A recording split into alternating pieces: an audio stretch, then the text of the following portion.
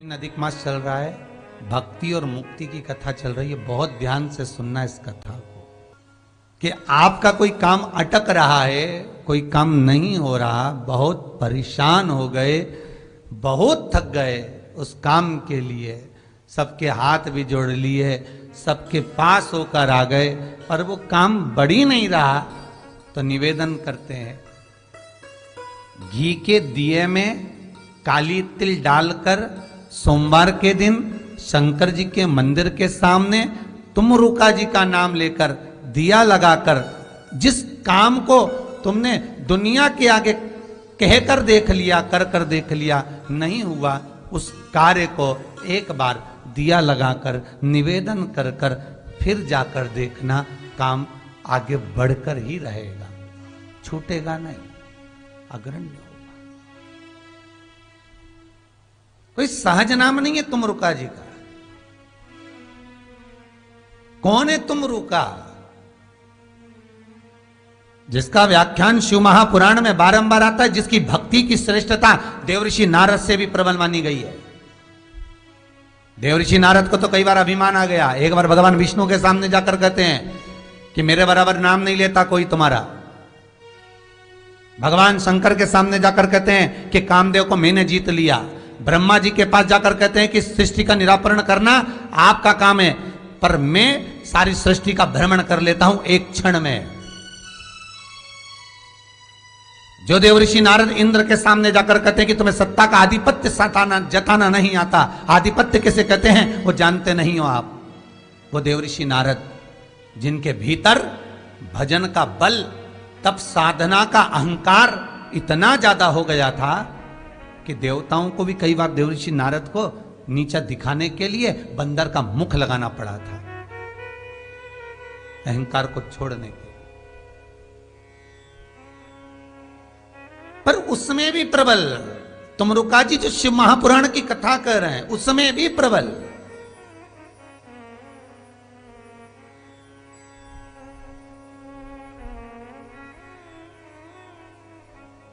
जिनका नाम मात्र, पहले भी कहा, जिस नारी का गर्भ ना ठहरे, रजस्वला धर्म का 7वां दिन, जब नारी 6 दिन तक काम ना करे, 7वां दिन रजस्वला धर्म का, सफेद आंकड़े की जड़ को बुलवाकर उसको शंकर भगवान के शिवलिंग पे से तुम रुका जी का नाम लेकर 21 बार घुमाकर कमर में लाल धागे में बांध ले, 3, 4, 5 महीने में ज्यादा से ज्यादा गर्भ ठहर जाएगा, पक्का। विश्वास रखकर शिव जी का नाम लेकर तुम रुका का स्मरण कर।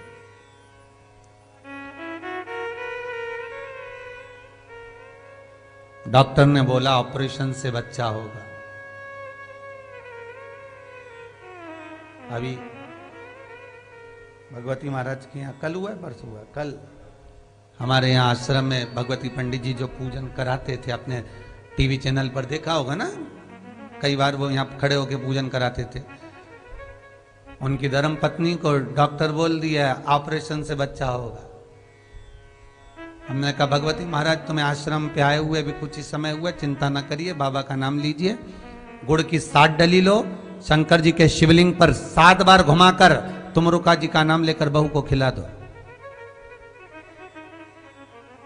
उधर में जब दर्द हो हॉस्पिटल लेकर जाओ।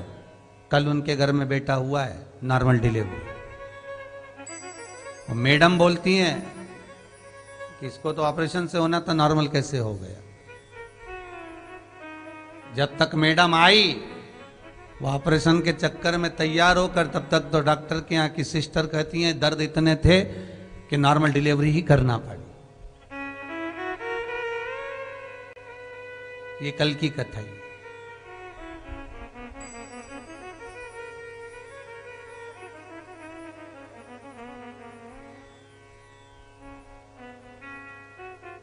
लोग कहते हैं कि भगवान चमत्कार को नमस्कार करते हैं, हम कहते हैं वो रोज 24 घंटे, हर पल, हर घड़ी, हर क्षण, एक एक पल में चमत्कार करता है, हर पल करता है, हर पल करता है, हर क्षण, हर घड़ी, हर पल।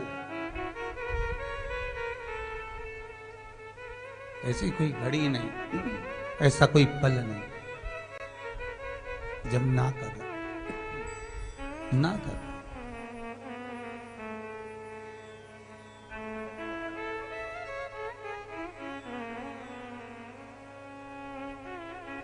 नारद को तो अहंकार आ भी जाता है, पर तुमरुका जी को नहीं। किस बात का अभिमान करें? भक्ति का। किस बात का अभिमान करें? मैंने खूब दान किया, मैंने खूब पुण्य करा, मैंने जितनी कथा सुनी शायद ही किसी ने कथा सुनी होगी, मैंने जितना सत्कर्म किया शायद ही किसी ने सत्कर्म किया होगा, मैंने इतना स्मरण करा शायद ही किसी ने स्मरण किया होगा। हम कह दिए, वो घट गया, समाप्त हो गया।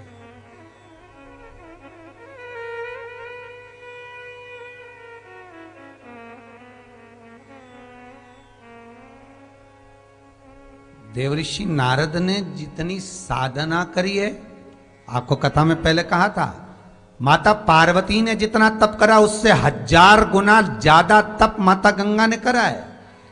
गंगा शिव की अर्धांगिनी नहीं बनी, शंकर के सिर पर बैठी है, शिव के सिर पर, अर्धांगिनी नहीं बनी।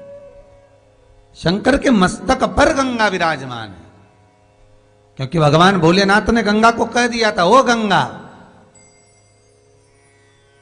तेरी साधना से मैं प्रसन्न होकर तुझे अगर अर्धांगिनी बना लेता तो तू पास में बैठती। मैं तुझे अर्धांगिनी नहीं, मैं तुझे सिर पर बिठाना चाहता हूं, मस्तक पर।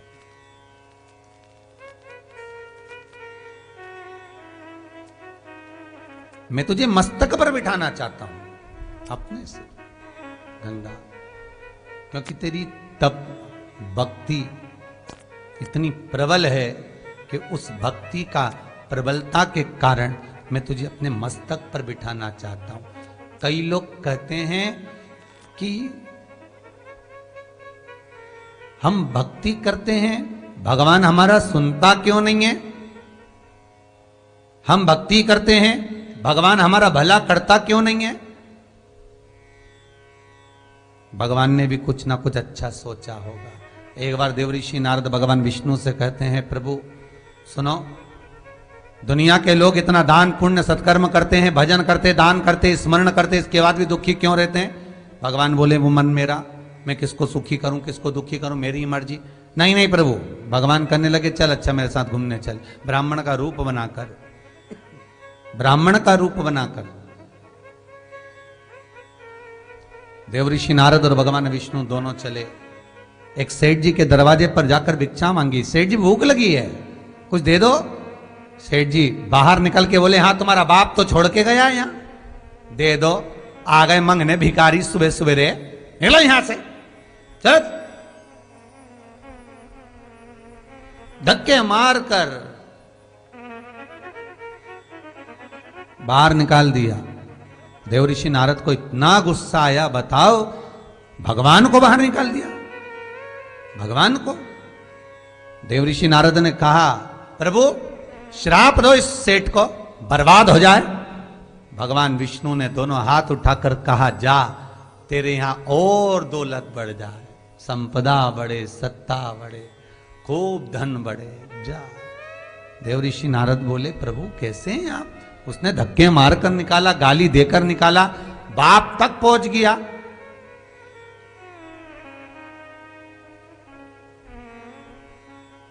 बाप तक पहुंच गया। आपको मालूम है पृथ्वी पर किसी के बाप तक पहुंच जाओ तो लड़ने बैठ जाता है। भगवान बोले, पहुंचने दो,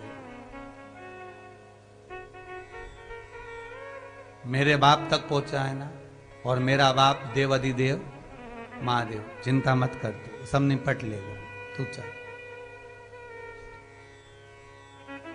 प्रभु आप कुछ बोलोगे नहीं? बोल तो दिया, आशीर्वाद दिया ना, खूब धन बढ़े, संपदा बढ़े, चल। देवऋषि नारद को लेकर गए गुड़िया के घर में, दरवाजा बजाया, माँ भूख लगी है। बूढ़ी माँ ने आसन बिछाकर कहा बैठो बाबा, मेरे यहाँ कुछ नहीं है खाने का, पर गौ माता दूध देती है, थोड़ा सा देती है, एक कलश में, एक लोटे में लेकर आती हूं मैं आपके लिए, मिलाती हूं आपको, मिलाती हूं आपको।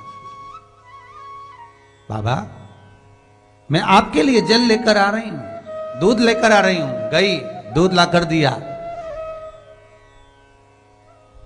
भगवान ने पिया। देवऋषि नारद बोले प्रभु उसके पास कुछ नहीं था, टूटा हुआ झोपड़ा, पर मन देखो कितना बड़ा था, आदर कितना करा, सम्मान कितना करा, आतिथ्य कितना करा। आशीर्वाद दे दो। भगवान विष्णु ने हाथ उठाकर कहा जा तेरी गाय मर जाए।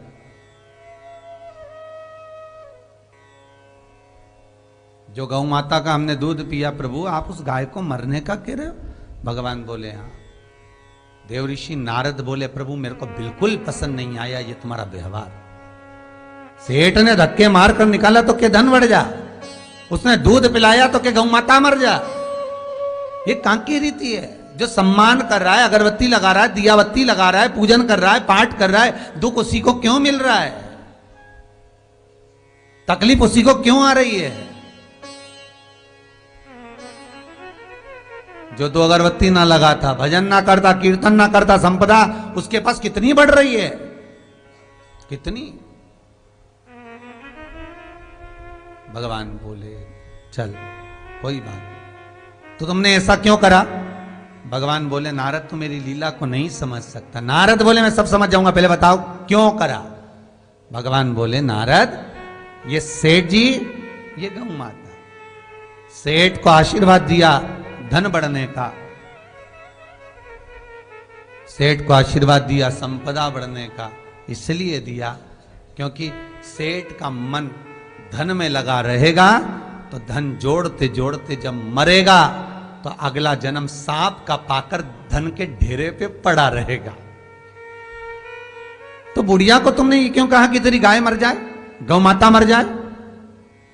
भगवान बोले नारद बुढ़िया मेरी सेवा में लगी हुई है, आखिरी में जब मरेगी ना इसका बेटा ना इसकी बेटी ना कोई इसके घर में, गौ माता के प्रेम में, गाय के स्नेह में, गाय को संभालते संभालते अगर मर गई गाय के मोह में, तो मरने के बाद गाय की योनि पा जाएगी,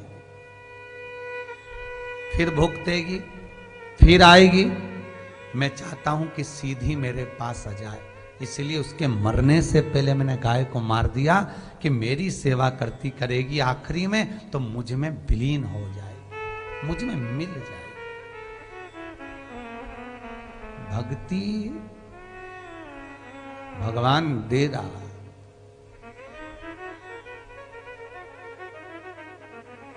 पर वो भक्ति की बलता सहज नहीं होती। कितना कितना भोगना पड़ा मीराबाई, कितनी कितनी जंगल में ले जाकर मीरा के सामने शेर खड़ा कर दिया, जलाशय आदि कादिक सारा क्रम कर दिया, पर डिगी नहीं।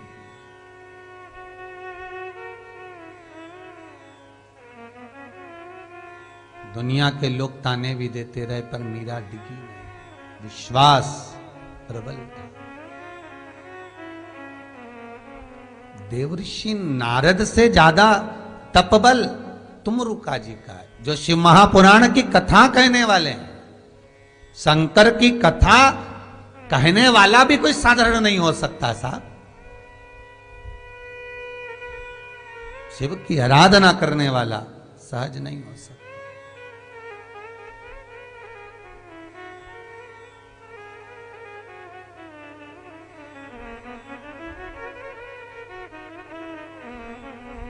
कल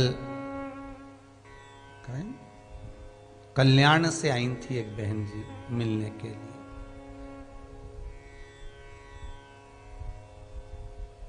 तो उनके शब्द थे गुरुदेव हम पहले ये भगवान का पूजन करते थे, उससे पहले हम ये भगवान का पूजन करते थे, उससे पहले हम वो सेवा करते थे। पर अब इतना प्रबल विश्वास शिव पर हो गया कि अब कहीं मन डोलता ही नहीं।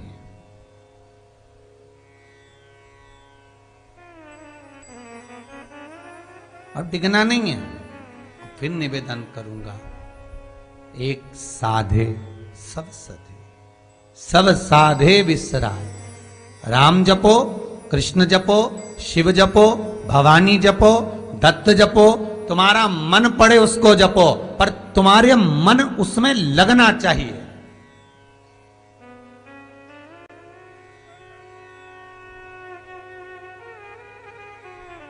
तुम्हारा दिल उससे लगना चाहिए, तुम्हारी चित्तवृत्ति उसमें रमना चाहिए।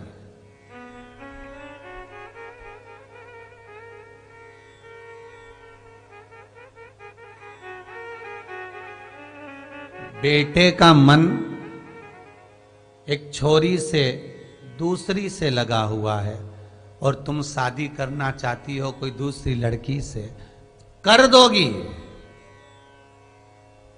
मना नहीं है, पर तुमने कर दी और इस लड़के का मन नहीं रमा जिसके साथ विवाह करा, तो तुमने उसकी भी जिंदगी नाश कर दी और इसकी भी जिंदगी नाश कर दी और उसकी भी जिंदगी नाश कर दी।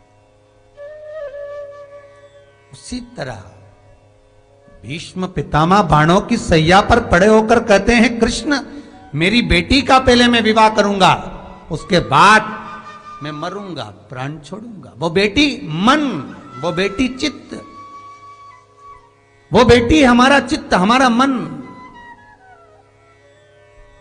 इसको पहले मैं भगवान में लगा दूं, इसको पहले मैं भगवान में रमा दूं, फिर ये मन, फिर मैं कहीं पर भी जाऊं चलेगा। उसी तरह राम में मन करे तो राम को भजो, कृष्ण में मन करे तो कृष्ण को भजो, शिव में मन करे तो शंकर को भजो, देवी में मन करे तो देवी को भजो। भटक मत जाना मार्ग से, एक साधे सब सधे।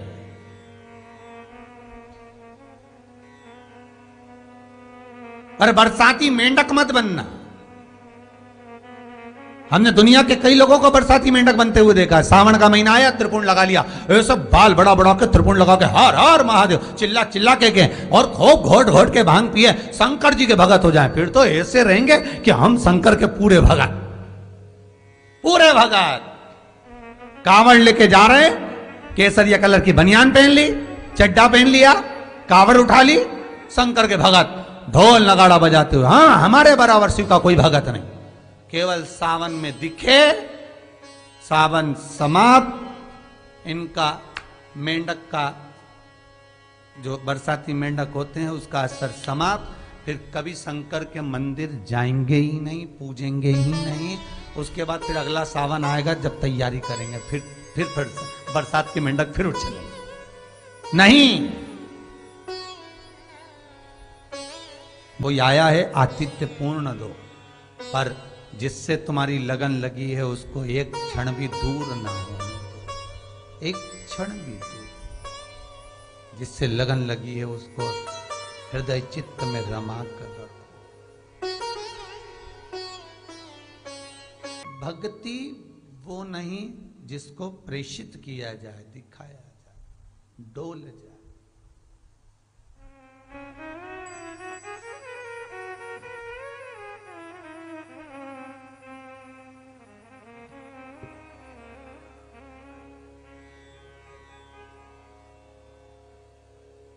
भक्ति की प्रबलता। देवऋषि नारद तप कर कर काम को जीत लिए थे। देवऋषि नारद ने काम पर विजय प्राप्त कर ली थी और इन्हीं के साथ तप कर रहे थे श्री तुमुरुका जी।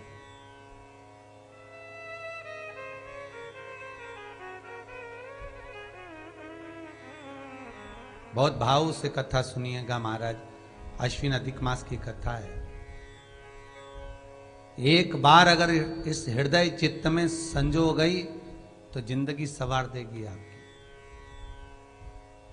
जीवन सवार। देवऋषि नारद भी तप कर रहे हैं और तुमरुका जी भी तप कर रहे हैं, दोनों कर रहे हैं।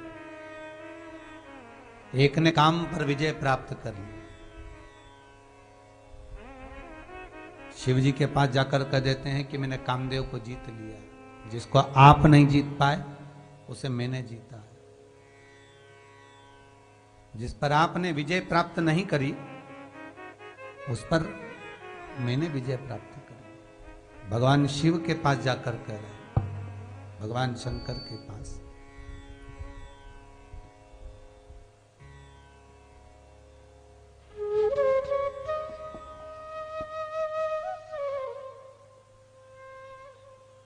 शिव जी के पास से गए, भगवान विष्णु से भी जाकर कहा।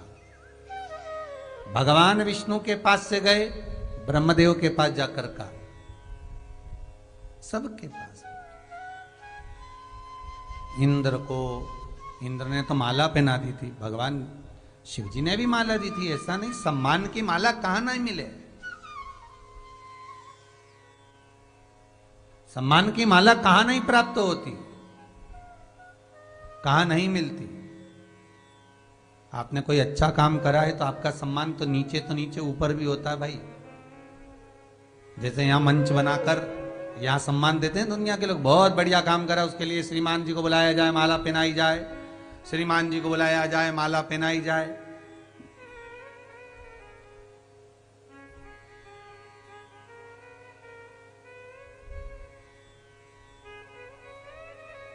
सम्मान की माला है वो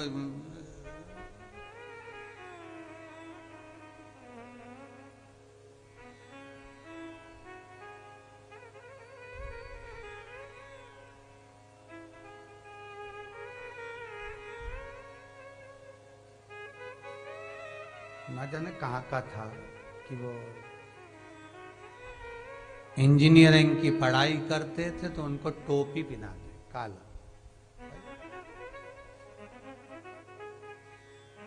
मेरे को थोड़ा ध्यान नहीं आ रहा है।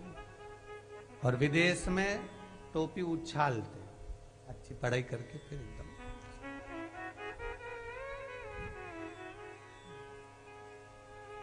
हमारे राष्ट्र की परिभाषा, गले में माला पहना दिया, सम्मान दे दिया। सम्मान केवल यही नहीं होता, शिव महापुराण की कथा कहती है सम्मान वहां भी होता है। जितने अच्छे कर्म आप करते हैं और उस कर्म का सम्मान जितना आपको मिलता है, उतना ही 1000 लाख गुना सम्मान आपके पूर्वजों को, माता पिता दादा परदादा, जो 7 पीढ़ी के योग के आनंद में निवास करने वाले जो जीव चले गए हैं, उनको भी सम्मान मिलता है कि तुम्हारा पुत्र, तुम्हारा पोता, तुम्हारा बेटा देखो कितना अच्छा काम कर रहा है, कितना अच्छा कार्य कर रहा है। सम्मान उसको भी। एक बात पहले कही थी, वो याद करिए। जितनी देर आप टीवी के सामने बैठकर ऑनलाइन शिव महापुराण की कथा को श्रवण करते हैं, उतनी देर तक भगवान विष्णु अपने पूर्वजों के पास, अपने पितरों के पास बैठकर शिव महापुराण की कथा सुनते हैं। उतनी देर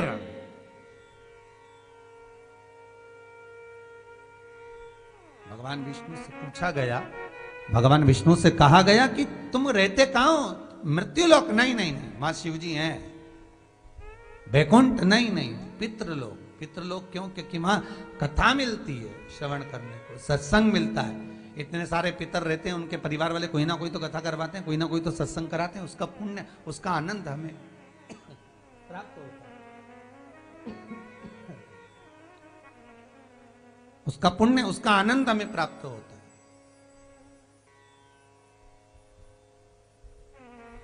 पितृलोक निवास।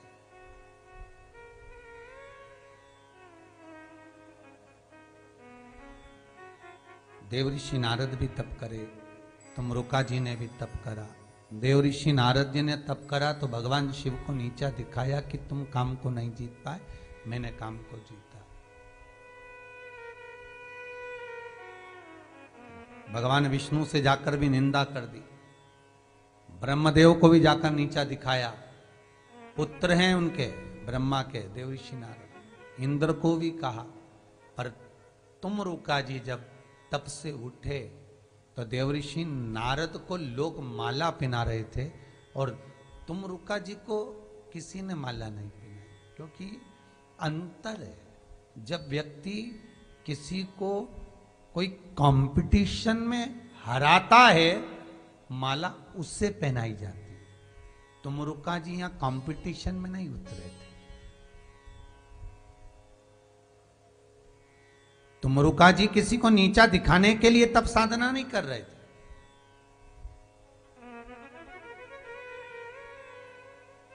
मुझे काम को जीतना, ये तुम रुका जी ने विचार नहीं किया। ये तुम रुका जी ने गला पकड़ रहा है, ये तुम रुका जी ने विचार नहीं किया कि मुझे काम को जीतना है। तुम रुका जी ने तो केवल यह भाव रखा कि मुझे केवल भगवत पद प्राप्त करना है, मुझे भगवान की भक्ति प्राप्त करना। और भगवान की भक्ति अगर मिल जाएगी तो बस फिर कोई साधन है ही नहीं, फिर कोई साधनता नहीं। बस भगवान की भक्ति अगर मिल जाए तो बस हो गया, और कुछ नहीं चाहिए। कोई धन मांग रहा है, कोई दौलत मांग रहा है, कोई सत्ता मांग रहा है, कोई वैभव मांग रहा है। शंकर कहते हैं एक बार मुझे मांगने वाला आ जाए तो ये कुछ मांगने की जरूरत ही नहीं पड़ेगी, सब अपने आप ही मिल जाएगा। तुम रुका जी खड़े हुए, देव ऋषि नारद ने कहा तुम रुका जी मेरे गले की मालाएं देखिए, देखो ये भगवान विष्णु ने पहनाई है, ये इंद्र ने पहनाई है। खूब सारे मेडल रखे हैं, खूब सारी मेडल, खूब सारे पुरस्कार, खूब सारे कप रखे हुए हैं। ये देखो उन्होंने दिया था, ये उन्होंने दिया था, ये उन्होंने दिया था। कईयों के ऑफिस में जाकर देखना, बहुत नेताओं के ऑफिस में जाओ कभी, राजनेताओं के ऑफिस में, तो नेताओं के ऑफिस में सबके फोटो लगे रहेंगे। पीएम के साथ ये फोटो है तो सीएम के साथ ये फोटो है, तो वो वाले मंत्री के साथ ये फोटो है, तो वो वाले मंत्री के साथ ये फोटो है, सबके साथ फोटो लगे। पीछे बहुत सारे पुरस्कार और फोटो ढेर सारे लगे रहे। तो ये समझ में नहीं आता है कि वो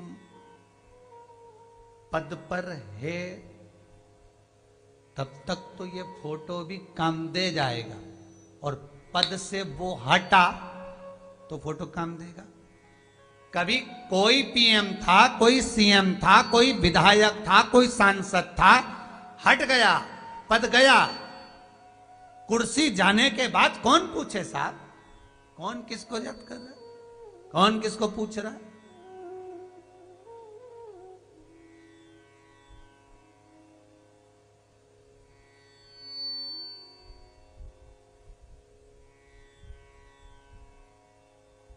एक बार भोलेनाथ जी से पूछा, सारी दुनिया के लोग ये नेताओं के साथ फोटो खिंचवाते हैं, आपके साथ तो कोई नहीं खिंचवाता। तो शंकर भगवान बोले हम दिखते ही नहीं है, तो खिंचाए कहां से? तो पार्वती जी ने पूछा दिखते क्यों नहीं हो? तो क्या इसीलिए तो नहीं दिखते कि फोटो खिंचवाएगा तो 10 लोगों से कहेगा ये मेरा वाला है, मैं इसकी पार्टी का हूं। देवताओं में पार्टी तो नहीं चलती। बस किसी को नीचा दिखाकर यदि व्रत भी करा है, किसी को नीचा दिखाकर यदि साधना भी करी है, किसी को नीचा दिखाकर उपवास भी करा है, किसी को नीचा दिखाकर यदि हम कोई कर्म कर रहे हैं तो उसका कोई पुण्य नहीं है। देवऋषि नारद को पुण्य मिला क्या? अगर कामदेव को देवऋषि नारद ने जीत लिया, शंकर को नीचा दिखा दिया, भगवान विष्णु के यहां जाकर निंदा कर दी, तो देवऋषि नारद को मिला क्या? क्या मिला? प्राप्त क्या हुआ?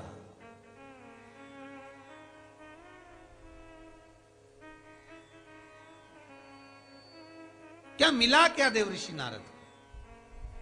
और तुमरुका जी ने ना किसी को नीचा दिखाया, ना किसी के पास जाकर निंदा करी। ना कोई शब्द कहा, बस अंतर इतना है कि इनके गले में माला ज्यादा पड़ी और तुमरुका जी के गले में मंत्र ज्यादा पड़ गए। मन में मंत्र की परिभाषा बढ़ गई, वो मंत्र की प्रबलता बढ़ गई। पर सोचो कि मैं दान कर रहा हूं, मैं दान कर रही हूं, और उस दान के बल पर मुझे भगवान मिल जाए, उस दान के बल पर मुझे परमात्मा प्राप्त हो जाए। नहीं बाबा,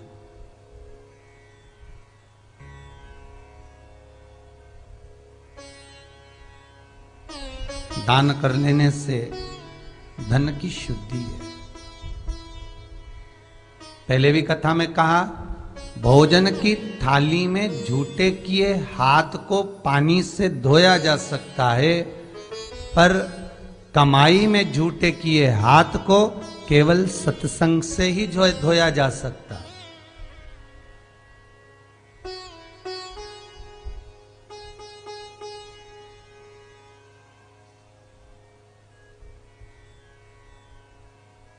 हम तीर्थ में जाकर बैठकर विचार करा कि मुझे भगवान मिल जाएगा। करोड़ों लोग तीर्थ में रह रहे हैं, करोड़ों। कोई उज्जैनी में, कोई ओमकारेश्वर में, कोई हरिद्वार में, कोई काशी में, कोई ओमकारेश्वर, कोई नर्मदा के घाट पर, कोई ममलेश्वर, कोई भीमाशंकर, कोई त्र्यंबकेश्वर, कोई मल्लिकार्जुन। ऐसे कई लोग तीर्थ में रह रहे हैं।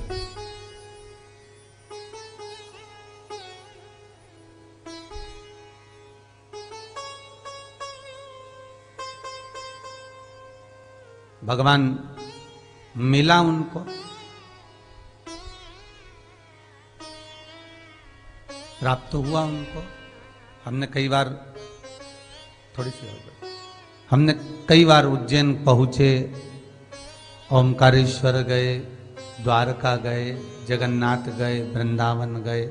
सभी जगह जाकर रहने वालों से पूछा कि तुम बिहारी जी का दर्शन कितनी बार करते हो?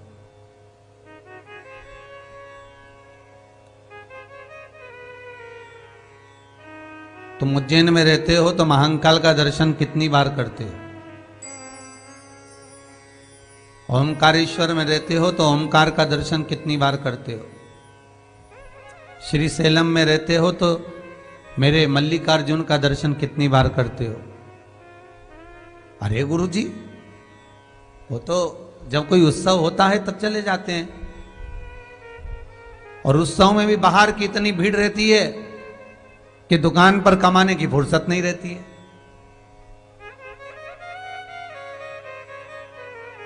सारी दुनिया शिवरात्रि मनाने उज्जैन जा रही है, ओमकारेश्वर जा रही है, सारी दुनिया सावन मनाने तीर्थ जा रही है, सारी दुनिया जन्माष्टमी मनाने ब्रज जा रही है, सारी दुनिया माता देवी के स्थान, देवता के स्थान सब दूर पहुंच रही है।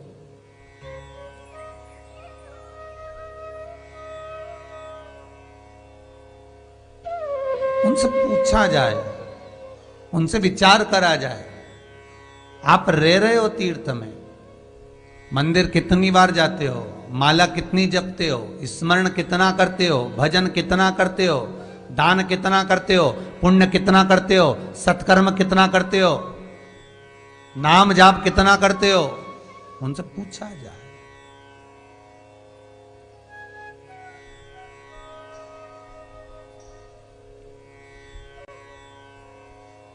बहुत कम, 100 में से थोड़े से, मात्र थोड़े से। गंगा के घाट पर रहने वाले भी गंगा नहीं नहा पाते साहब।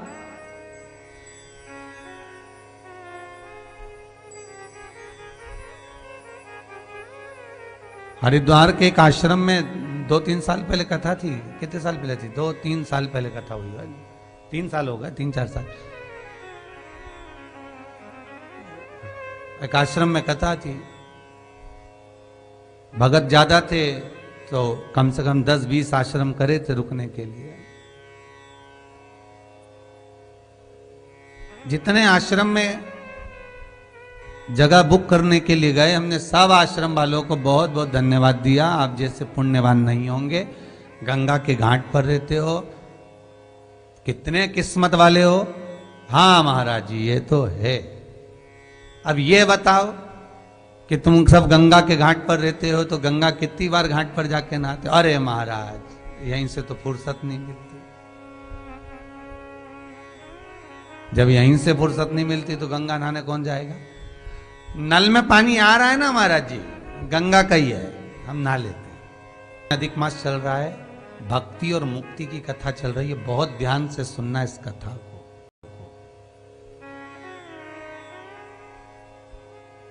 कई लोगों के संशय हैं,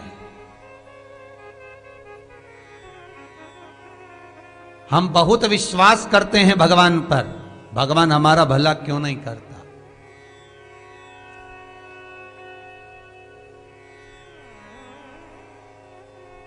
हम बहुत पूजते हैं भगवान को, भगवान हमारा स्मरण, हमारा भला क्यों नहीं करता? हमें दुख क्यों है? हमें कष्ट क्यों है? हाथ जोड़ने से कभी भगवान नहीं मिला है बाबा।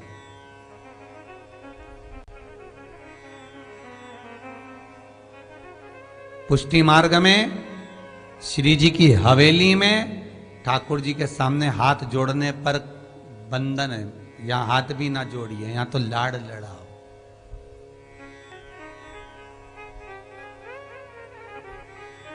हाथ जोड़ने पर कभी भगवान नहीं मिला है।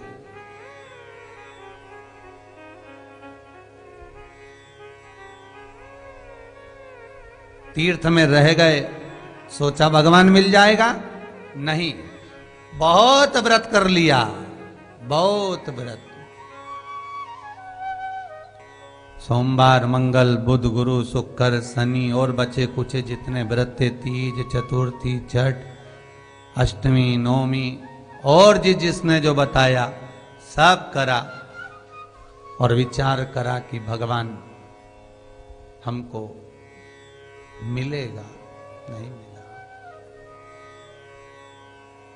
उठाओ शास्त्र, साधु सन्यासी तपस्वी साधक उपासक तप कर करके मर गए, साधना कर करके मर गए, भगवान नहीं मिला। भगवान प्राप्त नहीं हुआ।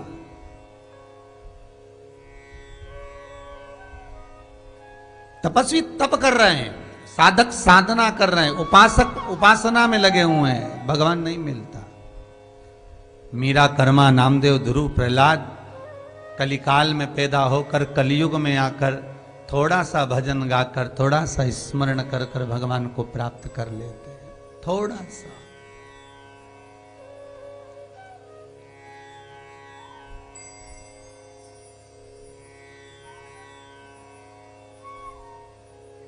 एक माताजी दूसरी माताजी से कह रही थी, मैंने तो अब की बार के 16 सोमवार के व्रत करे ना, केवल मिश्री पे करें।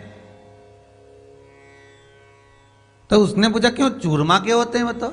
चूरमा बने, मलिदा बने, रोट बने, बाटी बने, फिर उसको पीस कर चूरमा बनाकर गुड़ शक्कर मिलाकर उसका सोमवार हो, 16 सोमवार। वो तो मैंने पहले कर लिया था एक बार, उसके बाद मैंने बेलपत्री के कर लिए 16 सोमवार, अब की बार मैंने मिश्री के करे। अच्छा, बहुत बढ़िया।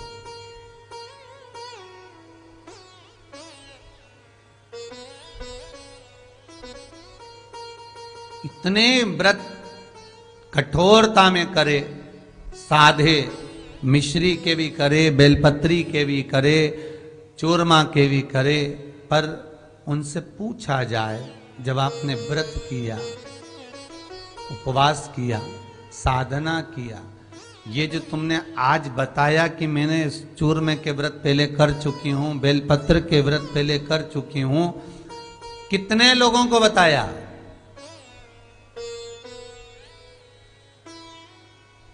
हमारी साधना, हमारा तप, हमारा बल, हमारा स्मरण, हमारा पूजन, हम जितनी जगह जितनों को बताते जाते हैं, उतना उसका पुण्य समाप्त होते चले जाता है। उसका पुण्य गया।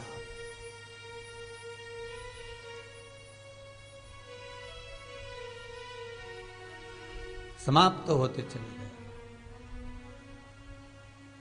शिव महापुराण की कथा बाचने वाले देवऋषि नारद के मित्र तुमरुका जी, सहज नहीं है ये। तुमरुका जी कथा सुनाने वाले, केवल तुमरुका का नाम ही काफी है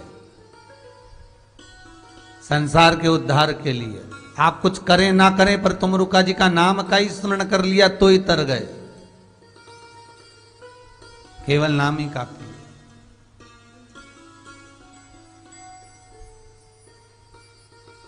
केवल स्मरण के लिए एक नाम ही काफी है तुमरुका जी। महाराज, शिव महापुराण तो यहां तक कहती है, और क्या मिला? माला पहनने पर वो सुख नहीं है जो सुख भगवान के नाम जाप के स्मरण में है। वो सुख हमारे गुरुजी कहते थे, श्री विठलेश राय काका जी महाराज, इंदौर हवेली जी, मिश्रा, ज्यादा माला मिले जिस व्यक्ति को खूब पहनने को, समझ लेना हार इसी की होने वाली है। बकरे को और भैंसे को जब लड़ाने ले जाते थे भैंसे को, तो खूब सजा धजा के माला पहना के ले जाते थे, नगाड़ा बजा के खूब जोरदार युद्ध कराते भैंसे का, पाड़े का। और हार जाता भैंसा तो उसको 4 दिन तक खाने को नहीं मिलता, और भैंसा सोचता माला मिली आज तो खूब जोरदार, 4 दिन खाने को नहीं मिलता कि हरा दिया इसने, लाखों रुपए लगे थे बाजार में और हार गया। और बकरे को भी खूब खिलाया जाता है, सजाया जाता है, नहलाया जाता है, नीम के पानी से उकाल उकाल कर नीम को बकरे को नहलाते हैं। बकरा भी सोचता है जिंदगी में पहली बार इतना साबुन लगा के, लक्स फेयर सब लगा लोगों के, खूब जोरदार मल मल के नहला रहे हैं, आखिर अपना भी सम्मान हो गया साहब, माला वगैरह पहना दी। अब उके कहीं मालूम ने बापड़ा के बेचारे के कि दूसरे दिन मिलेगा ही, को मालूम क्या कि दूसरे दिन प्राप्त ही नहीं होगा, मिलेगा ही नहीं। देवऋषि नारद ने भी तप करा पर मिला कुछ नहीं। देवऋषि नारद ने भी साधना करी पर मिला कुछ नहीं। क्या मिला? क्या देवऋषि नारद को कुछ मिला हो तो एक आध बार किसी पुराण में लिखा हो तो जरूर बता देना कि देवऋषि नारद को यह मिला।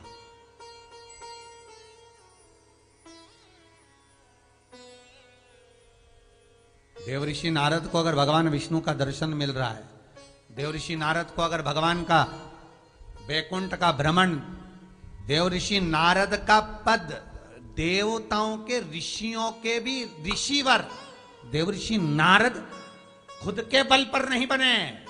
देवऋषि नारद की मां संतों की कुटिया में सफाई करती थी, भोजन बनाती थी। जब देवऋषि नारद गर्भ में थे तब मां भोजन बनाती संतों का, उनकी जो झूठी थाली आती थी उसी थाली का प्रसाद पाती थी। इसमें देवऋषि नारद का कोई भाग नहीं है, इसमें प्रबलता है उसकी माता की, इसमें प्रबलता है देवऋषि नारद की माता की। बेटा सोचे मैं डॉक्टर बन गया, बेटा सोचे मैं इंजीनियर बन गया, मैं सीए बन गया, मैं कलेक्टर, मैं एसपी, मैं डीएसपी बन गया, मैं ये बन गया, तो बेटे को ये सोच लेना चाहिए ये तेरा कुछ भी नहीं है। जब तू 5वीं 6ठी क्लास में पढ़ता था सही से चड्डी पहनना भी नहीं आती थी, कच्छा भी तेरी माता पहनाती थी। वो तो माता और पिता की प्रबलता थी, कमाते थे, लगाते थे। तेरे को पढ़ाने के चक्कर में ट्यूशन यहां वहां ना जाने कितनी साधना माता पिता ने करी होगी, कितनी साधना। कई कई माताएं तो मायके तक नहीं जाती बच्चों के पढ़ाई के चक्कर में। याद आती मायके की नहीं जाना, अब इसके एग्जाम आने वाले हैं, अब इसके साथ ऐसा होने वाला है।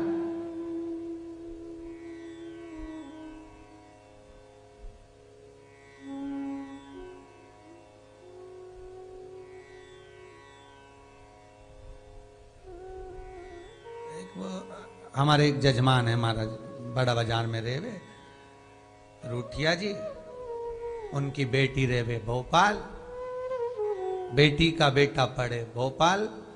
अब वो बेटी बिचारी जितनी बार हम उससे मिले उतनी बार वो टेंशन में मिली वो छोरा के, गुरुजी बस इसकी अच्छी पढ़ाई हो जाए, इसकी अच्छी पढ़ाई हो जाए।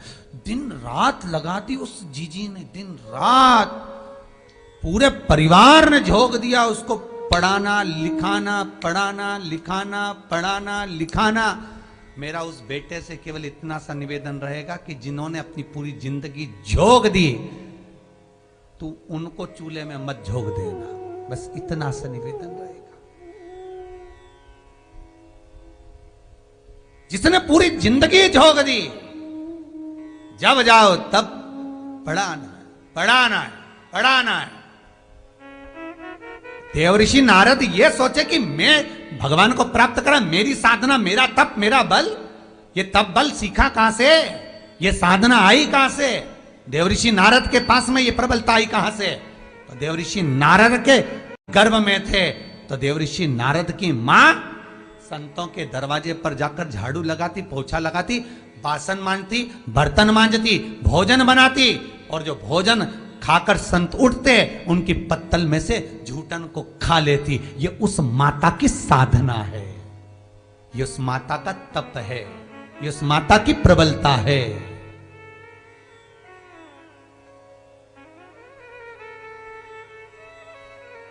कई लोग आकर मिलते हैं, कई लोग कहते हैं सब ये डॉक्टर है, सब ये इंजीनियर है, मेरा बेटा सीए करा है।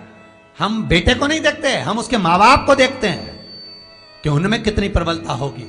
जिसने अपनी पूरी जिंदगी लगा दी, मायके तक नहीं गई, पढ़ाई पढ़ाई। मायके जाने का समय भी वही 6 मंथ का एग्जाम,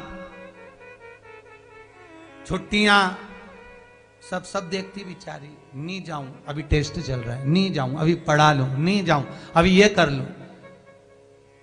तीरथ नहीं गई, छोरा छोरी के चक्कर में पति कहता रहा चल, दोस्त जा रहे हैं, नहीं अभी बच्चों का एग्जाम है, नहीं अभी ये काम है, नहीं गई।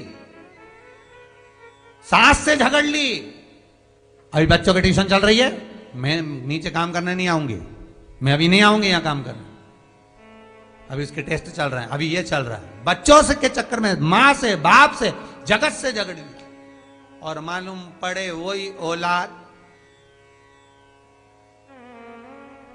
सीताराम निकल जाए तो।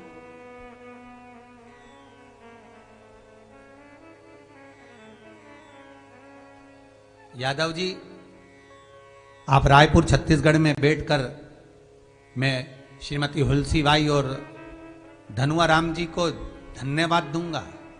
आपके घर के बच्चों ने इस कथा को जो बुक करा, आपके घर के बेटे ने या बहू ने, जिसने भी हमारे आशीष जी से, समीर जी से बात करी होगी, जिससे भी, वो बता रहे थे कि यादव परिवार से जो कथा की सूचना आई, इतना प्रेम से उन्होंने बात करी गुरुजी, इतनी प्रेम से बात करी कि उनकी वाणी में मिश्री झलक रही होगी, अमृत झलक रही। तप साधना केवल देवऋषि नारद की नहीं है, तप साधना माता और पिता की है, सब तप साधना मां की है। जो साधना करी थी देवऋषि नारद की माता ने, कहते हैं नारद पुराण के अंतर्गत वर्णन आता है कि देवऋषि नारद की माता संतों का भोजन ऐसे ही नहीं बनाती थी, ऋषियों का भोजन ऐसे ही नहीं तैयार करती थी। नारद पुराण कहती है देवऋषि नारद की माता पहले वन से लकड़ी भी एकत्रित कर कर बहुत सारा गट्ठा नहीं रखती थी, बहुत सारा गट्ठा इकट्ठा नहीं करती। तो किसी एक ऋषि ने पूछ लिया देवऋषि नारद की माता जी से, माता ये तो बताओ कि दुनिया के लोग बहुत सारा लकड़ी गट्ठा इकट्ठा कर कर रख लेते हैं, बहुत सारा लकड़ी गट्ठा इकट्ठा कर कर रख लेते हैं। आप एक साथ जाती हो, ढेर सारा गट्ठा लेकर नहीं आती हो, लकड़ी लेकर नहीं आती हो, क्यों नहीं लाती हो? किस लिए? आप जाती हो तो एक बार में बहुत सारा गट्ठा बांध कर ले आओ, रख दो।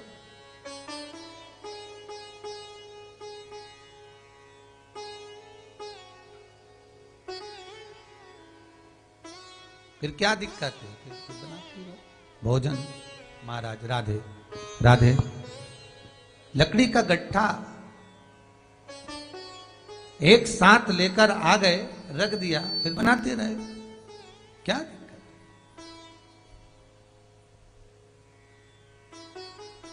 देवऋषि नारद की माता नारद पुराण में वर्णन करती हैं, ऋषिवर से कहती हैं, गुरुदेव साधु सन्यासी तपस्वी साधक उपासक महात्मा जोगी कल की चिंता नहीं करते।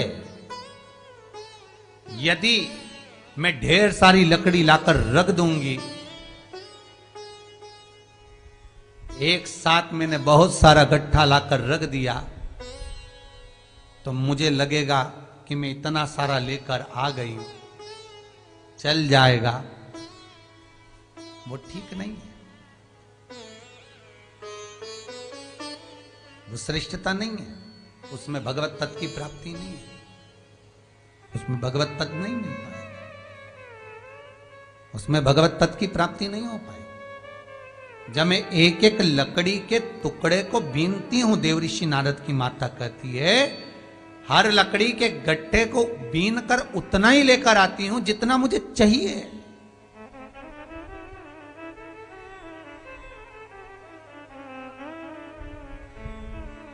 किसी ने आज्ञा दे दी कि जाओ, तुम्हें पूजन के लिए फूल चाहिए, तोड़ लो, तो इसका मतलब यह नहीं है कि तुम सारे बगीचे के पूरे फूल ही तोड़ कर ले जाओ।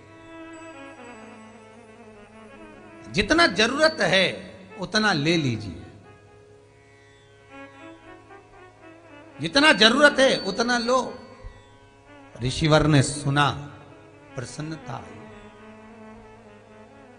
बहुत प्रसन्नता।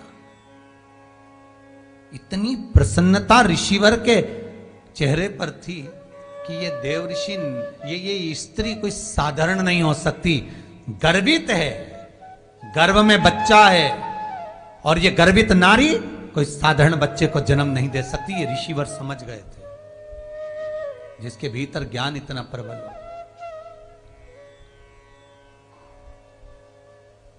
फिर ऋषि ने कहा, माता थोड़ा बहुत तो ज्यादा रखना चाहिए, कल से कुछ हो गया तो।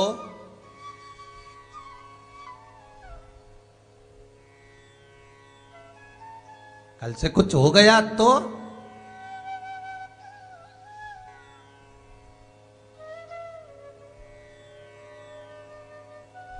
माता ने एक सुंदर संवाद सुनाया, गुरुदेव। एक हिरण गर्भ से था। सुनिए देवऋषि नारद की माता की कथा, शायद आपने कभी पहले सुनी कि ना सुनी। संवाद सुना रही है देवऋषि नारद की माता, एक हिरण के ऊपर अपने चरित्र को सुना रही है, एक हिरण के ऊपर अपना चरित्र बनाकर सुना रही है। एक हिरण गर्भ से, और गर्भित हिरण जो गर्भवान है, वो अपने बच्चे को बस प्रसव करने वाला है, बच्चे को जन्म देने वाला है।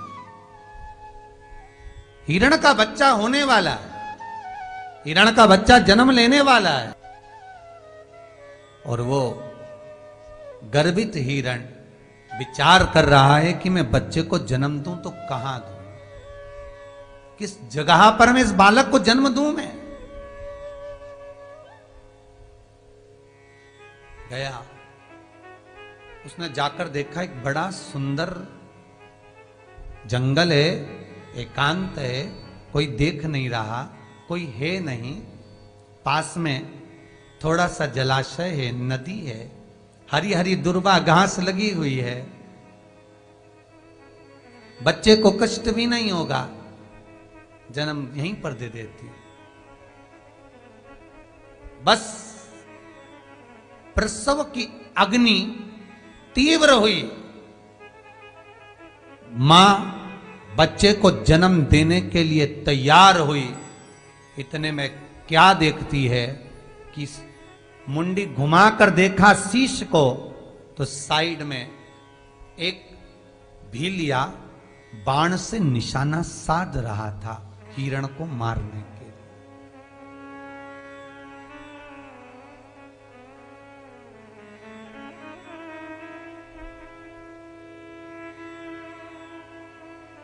नारद जी की मां कह रही, एक भीलिया निशाना साध रहा है हिरण को मारने के लिए। उसने सोचा बालक को प्रसव और कहीं दे दूंगी। दूसरी तरफ देखा कि यहां से भागती हूं, तो देखा तो एक शेर बैठा है, खाने की तैयारी हुई। उसने सोचा अब तो केवल सामने रास्ता है, बच्चे को भी जन्म देना है, सामने कैसे जाऊं। हरा हरा घास जो था उसके साइड में सूखा घास था, उसमें आग लग चुकी थी, आग की लपट आ रही थी। इधर शेर है, इधर भीलिया है, सामने से आग बढ़ रही है, पीछे नदी है। हिरण सोची अब तो मरना है, जब मरना ही है तो क्या सोचना, बच्चे को जन्म यहीं दे देती हूं। और उसने बच्चे को जन्म दिया। जैसे ही जन्म दे रही थी, जैसे ही बच्चे का जन्म हुआ, बिजली कड़की और तेज बिजली कड़की। भीलिया निशाना लगा रहा था, उसकी आंख पे चमक आई, बाण छूट गया, वो बाण शेर को लग गया, बिजली चमकी, पानी गिरने लगा, भीलिया को लगा शेर की आंख फूट गई है, शेर भाग रहा है, मेरी ओर आएगा। भीलिया भाग गया, शेर चला गया, पानी गिरा तो आग बुझ गई और वो हिरणी ने बच्चे को जन्म दे दिया। यहां नारद जी की मां कह रही है, आप अपना कर्म करे जाओ, बाकी का सब वो संभाल लेगा। जिसने जन्म दिया वो संभाल लेगा। अगर हिरण टेंशन में रहती कि शेर बैठा है, हिरण टेंशन में रहती कि इधर भीलिया बैठा है, हिरण टेंशन में रहती कि सामने आग लगी है, सोचती रहती होगा क्या। आप भी तो ये अपना चरित्र भी तो इसी नारद जी की माता जैसा है, सोचते रहते हम भी। ये नारद जी की माता ज्ञान उपदेश दे रही है, समझ लो क्या सोचना। चिंता में पड़े हुए, बीपी ऊंचा नीचा हो रहा है, शुगर ऊपर नीचे हो रही है, तुम्हारा टेंशन, ये शुगर, ये बीपी की बीमारी, ये ब्लड प्रेशर, ये शुगर, ये आई कहां से? केवल तुम्हारे टेंशन से निकली है। चिंता कर करके भूखे रहते हो, खाते नहीं तो शुगर हो गई, दिन भर टेंशन में रहो तो बीपी ऊंचा नीचा हो गया। डॉक्टर भी पूछता है कोई टेंशन है क्या? नहीं। तो फिर ये पावर काय के लिए बढ़ रहा है, समझ में नहीं आ रहा। अब कौन समझाए कि बापड़ा कमा तो खूब रहा है, पर वो कहते ना सही बात है, घर में सोफा सेट है, हाफ सेट है, डायमंड का सेट है, गोल्डन का सेट है, डिनर सेट है, चांदी का सेट है, सारे सेट हैं, बस आदमी अपसेट है। सेट सारे हैं पर व्यक्ति अपसेट। गुरुजी से पूछो हम कौन सी तारीख को भोजन कराएं? हमने कहा भैया आशीष बोल दो, शिव महाशिवरात्रि के सिवाय कोई तारीख खाली नहीं, क्योंकि महाशिवरात्रि का दिन एक ऐसा होता है जिस दिन ये कुबेरेश्वर का जब मंदिर बन जाएगा, कुबेर भंडारी जब यहाँ बैठ जाएगा, तो कम से कम 25-50 हजार लोग तो आएंगे ही शिवरात्रि पर। उस दिन खिचड़ी, प्रसाद, भंडारा, भोजन जो हर साल चलेगा, तुम्हारा भोजन उसी में लगता रहेगा। बन जाओ उसका। उसको भजे।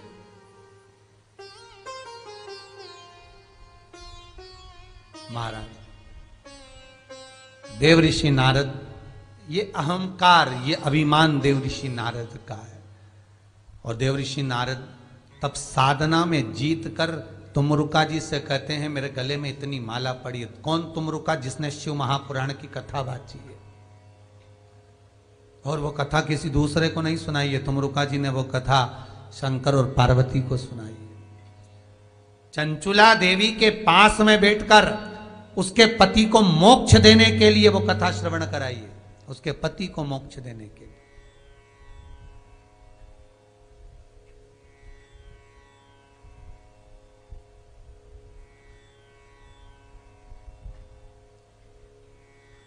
स्कंद पुराण का कौमार्य खंड 126वां नंबर का पृष्ठ,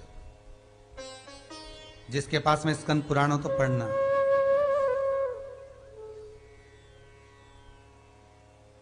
स्कंद पुराण का कौमार्य खंड और 126 नंबर का पृष्ठ, गीता प्रेस गोरखपुर की स्कंद पुराण को पढ़ना और उसका 126 नंबर का पेज निकालना, नंबर का पृष्ठ निकालिए कौमार्य खंड का। उसमें नारी विधवा होकर ना मरे, सौभाग्यवती होकर जाए, उसकी 8 चीजों का दान वर्णन किया है। और ये कथा हमने स्कंद पुराण जो मुंबई अंधेरी की हुई थी अधिक मास में पहले, तो उसमें वर्णन किया था। 8 चीजें चैत्र के महीने में कोई तिथि है, उसमें शायद तीज या ऐसी कोई तिथि आती है, वो ध्यान में आएगी तो अवश्य बताएंगे। 8 चीजें ऐसी है जो नारी तुला दान कर कर, बिना नमक का भोजन कर कर दान दे देती है तो कभी बेधव्य होकर नहीं मरती, अखंड सौभाग्य लेकर जाती है, अखंड सौभाग्य।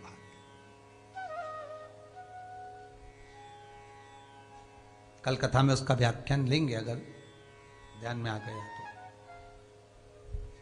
महाराज जिस समय तुमरुका जी का प्रबल भाव देखो, देवऋषि नारद गले की माला पहनकर प्रसन्न हो रहे हैं और तुमरुका जी जिस चंचुला देवी का पति मर चुका है उसको शिव महापुराण सुनाकर प्रसन्न हो रहे हैं। क्यों? क्योंकि ये वो पुराण है कि इसका पति मर भी गया है तो शंकर कथा सुन रहे हैं, इसको अखंड सौभाग्यवती बना ही देंगे। कथा में कहा था, पार्वती जी ने कहा था दक्षिणा दीजिए, शिव महापुराण की दक्षिणा दो। तुमरुका जी ने कथा सुनाई, शंकर जी को लगा कि चंचुला देवी को दक्षिणा देना तो कभी अखंड सौभाग्यवती भाव। तो पार्वती जी कहती है तो विधवा थी, वेधव्य थी, उसी के चक्कर में तो अपने को कथा में बिठाया जजमान बनाकर, और आप कह रहे हो अखंड सौभाग्यवती भाव। भगवान कह रहे हैं मैंने थोड़ी ना कहलवाया, तू पास में बैठ के तू ही तो बोली थी दक्षिणा दो। तो पार्वती जी बोली मैंने तो कहा था तुमरुका जी को दक्षिणा दो, तो कि तूने नाम कहां बताया कि तुमरुका जी को, तो तूने बोला दक्षिणा दो, मैं समझा कि जिसने कथा करा भाई उसको दो। मुझे क्या मालूम था कि तुमरुका जी को देना है, मैंने तो सोचा जो कथा करवा रही उसको देना है, इसलिए मैंने उसको दे दिया। अरे वाह, विधवा है, बेधव्य है, और तुम आशीर्वाद दे रहे हो सौभाग्यवती होने का, कहां से होगा? शंकर भगवान बोल रहे चिंता मत कर, कथा सुनकर उठेगी और मांग में सिंदूर भरा जाएगा। क्यों चिंता करती है? शिव महापुराण है, बेधव्य नारी भी अगर करवाती है, श्रवण करती है, दूसरा जन्म बेधव्य का नहीं पाती, अखंड सौभाग्यवती होकर जाती है।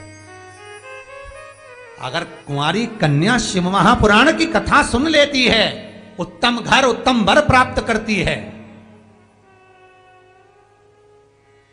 उत्तम घर उत्तम वर प्राप्त होता। कोई पुरुष कथा को सुनता है, उत्तम फल को पा लेता है। बच्चे शिव महापुराण की कथा को सुनते हैं, मनवांचित फल की कामना होती है।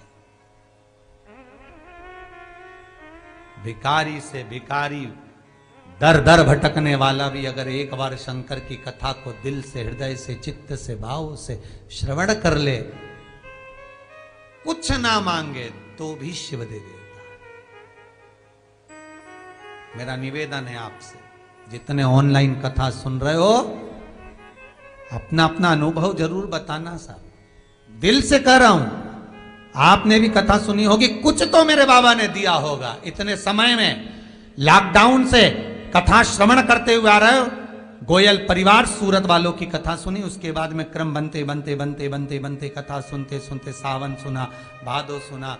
उस 3 महीने में, 4 महीने में बाबा ने कल वो उज्जैन से एक माता जी मिलने के लिए आई थी। वो बता रही थी, मेरी जिंदगी का मैंने सर्वस्व पा लिया। सर्वस्व क्या नहीं दिया 3 महीने में, आपको भी दिया होगा बाबा ने। बस कई बार हमें अंदाजा होता है कि उसने काम कर दिया। नहीं नहीं, उसके तो तुम हाथ कन कब से जोड़ रहे हो, उससे तो कजन कब से कह रहा मेरा काम कर दे, ऐसा कर दे। पर शंकर ने जब करुणा करी तब हो गया। शिव कृपा करे। वो भी जाने दो। कथा करवाई थी, नेमी शरण कथा के यजमान थे जबलपुर के।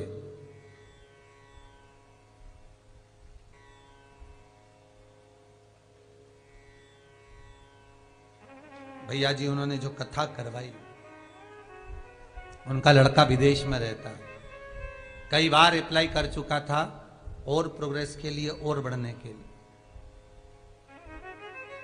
सुन रहे होंगे वो भी कथा, कई बार प्रयास कर चुका। शिव महापुराण की कथा ऑनलाइन विराम हुई, उसके 8 दिन बाद उसकी खुद नौकरी में प्रोग्रेस खुद पा लिया। उनका कल फोन परसों आया था, गुरुजी बड़े प्रसन्न, बड़े आनंद।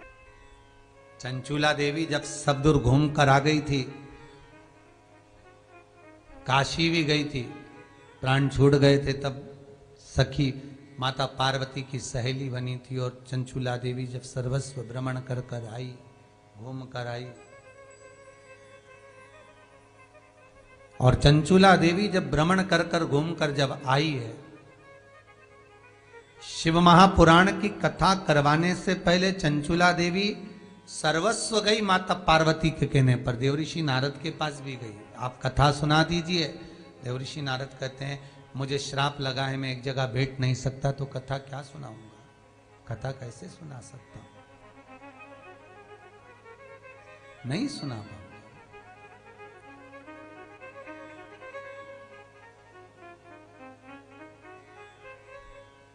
मैं कैसे बोलूंगा, किसके पास जाऊं मैं। जब देवर्षि नारद को बंदर का मुख लग गया,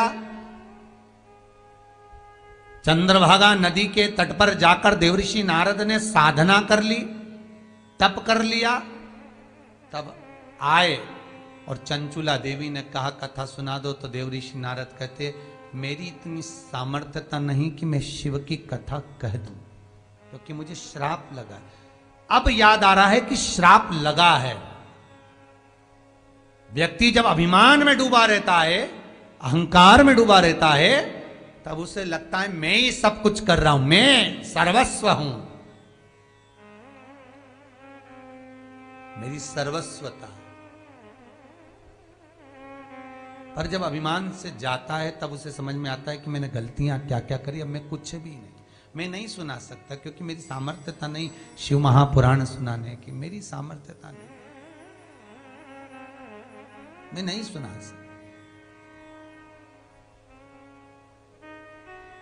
बस आज यदि देवऋषि नारद का अभिमान गया तो जितनी प्रसन्नता तुमरुका जी को हुई होगी, देवताओं को हुई होगी, उससे ज्यादा प्रसन्नता देवऋषि नारद की माता को ही होगी कि मेरे बेटे का विमान चले गया, जिसको मैंने संत का भोज झूठन पत्तल की खाकर यह सोचा था कि मैं भजन नहीं कर सकती, मैं साधना नहीं कर सकती, मैं उपवास नहीं कर सकती, तो मैं संत का भोज ही ग्रहण कर लूंगी झूठा, तो गर्भ में जो बच्चा है वो प्रबल बन जाएगा।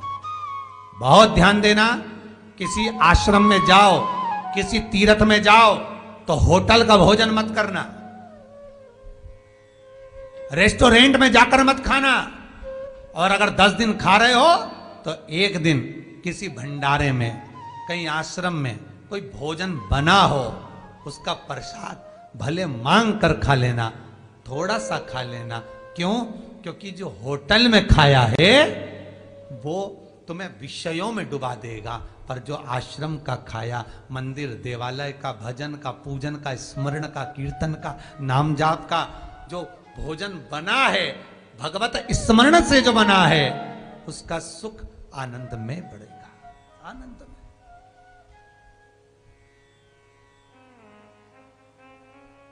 हमारे यहां जो रोज का भोजन चल रहा है, उसमें भोजनशाला में भजन चलता रहता।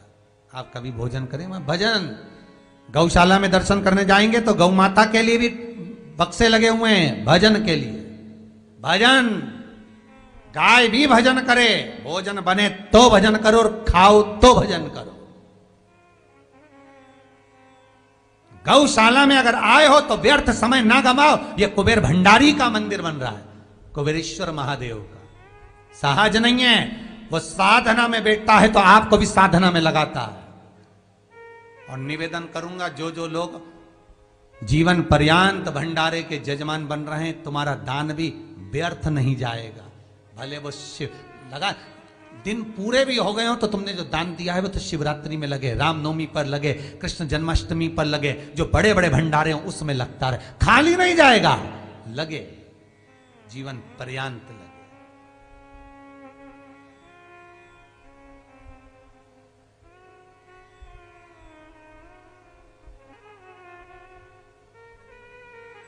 महाराज बहुत प्रसन्नता आज माता देवऋषि नारद की माता को हो रही है, बहुत प्रसन्नता। इतनी प्रसन्नता देवऋषि नारद की माता को हो रही होगी कि आज बच्चे का अभिमान जो चला गया तो भगवान मिल जाएगा, अब देरी नहीं करेगा, ये पक्का है, भगवान मिलेगा। याद करिए, राम जी जब बन गए थे तो बीच में देवऋषि नारद मिलने के लिए गए थे। रामचरितमानस में संवाद आता है, देवऋषि नारद मिलने के लिए गए थे, भले रूप बदल कर गए, पर देवऋषि नारद गए राम जी से मिलने वन में। राम जी को देखकर देवऋषि नारद ने कहा, प्रभु मेरे कारण वन वन डोल रहे हो, मेरे कारण, क्योंकि मैंने कहा था कि मैं स्त्री के लिए रो रहा हूं तो आपको रोना पड़ेगा। बंदर का मुख बनाया है तो बंदर सहायता करेंगे। आज मैं दुखी हूं प्रभु। भगवान राम कहते हैं, नहीं नहीं देवऋषि नारद, कोई बात नहीं, आपके मुख से जो शब्द निकला उससे हम ही संभलेंगे, कोई बात नहीं, हम संभल जाएंगे। प्रभु आप मुझे क्षमा कर दो। राम जी महाराज ने देवऋषि नारद के सामने केवल अपने धनुष को उठाकर सामने दिया, सम्मुख। देवऋषि नारद आप इसका स्पर्श कर दो। देवऋषि नारद ने पूछा, क्यों, किस लिए? भगवान राम कहते हैं, नारद, जिसका अभिमान चला जाता है वो भगवान के तुल्य हो जाता है। जब तक अहंकार, काम, लोभ, वासना, तृष्णा जीव के भीतर रहती है, तब तक उसमें राक्षस प्रवृत्ति रहती है। अहंकार गया, तुम स्वयं शिव हो गए। शिव के भीतर अहंकार कहां है? तुमने जाकर कहा, भोलेनाथ जिस काम को तुम नहीं जीत पाए उसको मैंने जीता। शिव के मुख से कुछ निकला नहीं, उल्टी रुद्राक्ष की माला पहनाई। तुमने बाहर जाकर रुद्राक्ष की माला नीचे फेंक दी, रुद्राक्ष की माला जमीन पर। वो देवऋषि नारद, तुमने जो माला फेंकी वो नंदी ले गया, शिव को दे दी, तो भी बाबा ने कुछ नहीं कहा। नंदी ने कहा मैं श्राप देता हूं, भगवान शंकर कहते बिल्कुल नहीं, बोलना ही नहीं, श्राप नहीं देना आपने को। उसने माला फेंकी आपकी, नहीं नहीं नहीं बोलना। जिसके कर्म का भोग वो भोगेगा, उसके कर। एक भजन पहले भी गाया, उसकी एक लाइन, रचा है सृष्टि को जिस प्रभु ने, वही ये सृष्टि चला रहा। और एक तुमरुका जी, तुमरुका जी आप तब करे, उसका क्या मिला, क्या मिलाया? तुमरुका जी कहते हैं,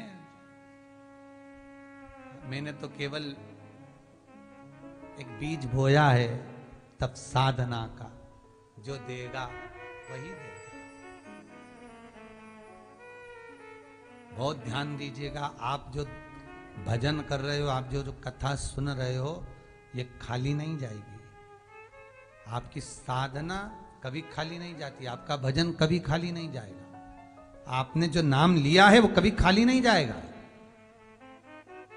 भक्ति और मुक्ति दोनों में प्रबल है भक्ति। भक्ति जो तुम कर रहे हो खाली नहीं जाएगी, रहेगी, इसका फल तुम्हें मिलेगा। देवऋषि नारद बोले, तुम्हारे को क्या मिला? मेरे को तो इतनी माला मिल गई, मेरे को तो इतनी माला प्राप्त हो गई। तुम्हें क्या मिला? क्या मिला है तुमको? तुमरुका जी बोले, मुझे कुछ नहीं चाहिए, मुझे जो चाहिए था, मैंने व्रत करा, साधना करी, तप करा, पूजा करी, पाठ करी, मांगने के लिए थोड़ा ना करे कि मैं किसी को नीचा दिखाऊं, भगवान से कुछ मांगू। नहीं नहीं, मैंने कुछ मांगने के लिए नहीं करा। फिर किस लिए करा? तुमरुका जी कहते हैं, केवल जिस शिव की मैंने आराधना करी है, चाहता हूं एक बार उसका दर्शन हो जाए, एक बार।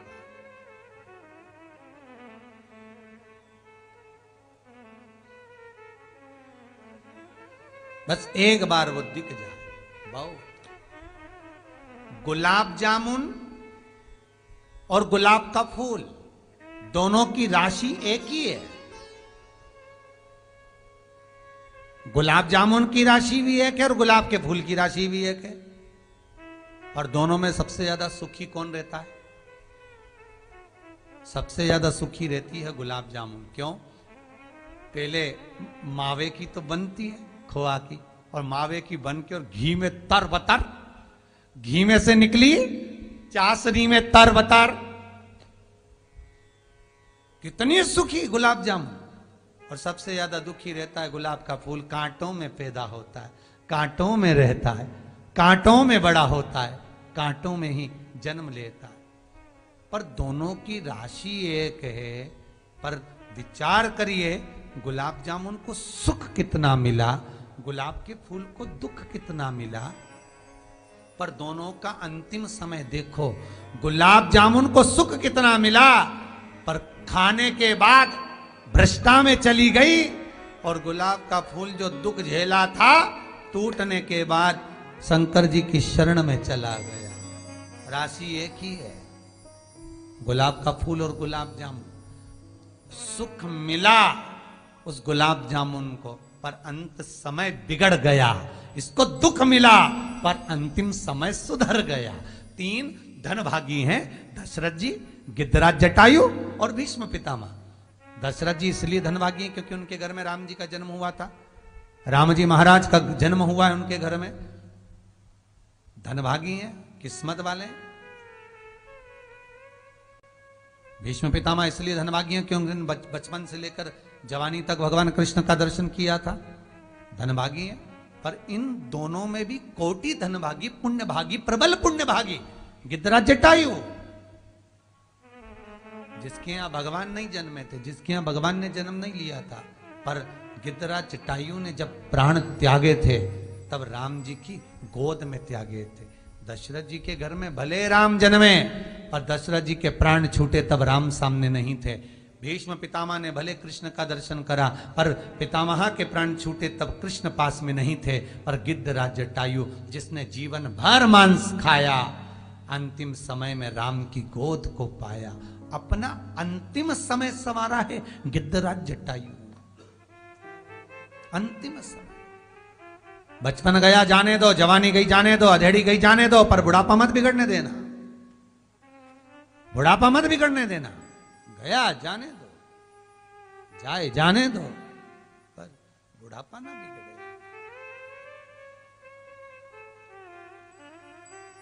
बचपन खेल में खोया, जवानी नींद भर सोया, बुढ़ापा देख कर रोया, सिराने मौत हंसती है। अंतिम समय भी हंस रहा है, मुस्कुरा रहा है कि जिंदगी बिगाड़ ली, नष्ट कर ली, व्यर्थ नष्ट कर ली। महाराज तुम रुका जी कह रहे हैं, नारद जी तुम्हें माला मिली है तो मुझे भगवान के भजन का माल मिला, स्मरण मिला।